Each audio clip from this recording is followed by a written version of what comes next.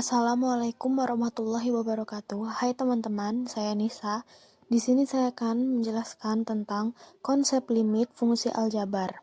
Limit dapat diartikan sebagai menuju suatu batas, sesuatu yang dekat namun tidak dapat dicapai. Dalam bahasa matematika, keadaan ini dapat disebut limit. Mengapa harus ada limit? Limit menjelaskan suatu fungsi jika batas tertentu didekati. Mengapa harus didekati? Karena suatu fungsi biasanya tidak terdefinisi pada titik-titik tertentu. Selanjutnya bisa teman-teman baca pada gambar di layar handphone kalian masing-masing. Dalam bahasa matematika, limit dituliskan dengan sebagai berikut.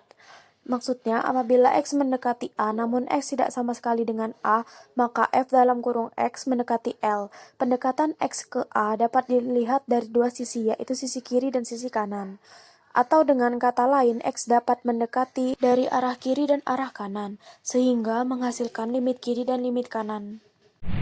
Berikutnya adalah teorema atau pernyataan. Bisa dilihat, artinya suatu fungsi dikatakan mempunyai limit apabila antara limit kiri dan limit kanannya mempunyai besar nilai yang sama.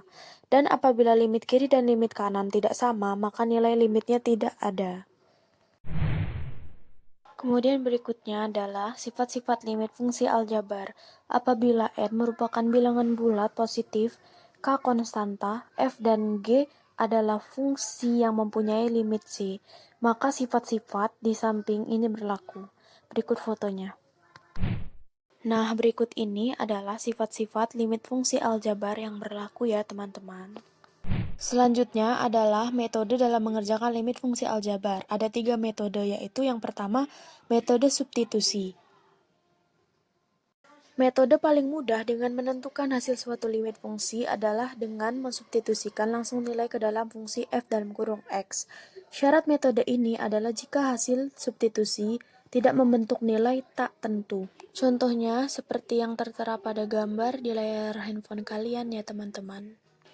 Yang kedua ada metode pemfaktoran. Jika pada metode substitusi menghasilkan suatu nilai bentuk tak tentu seperti yang di bawah ini, maka fungsi tersebut harus difaktorkan terlebih dahulu sehingga bentuknya tidak menjadi bentuk tak tentu, baru kemudian bisa disubstitusikan. Contohnya bisa dilihat di gambar ya, teman-teman.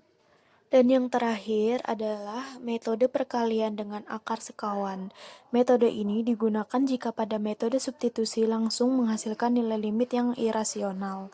Fungsi dikalikan dengan akar sekawannya agar bentuk limit tersebut tidak irasional. Oke teman-teman, itulah tadi penjelasan saya mengenai limit fungsi aljabar.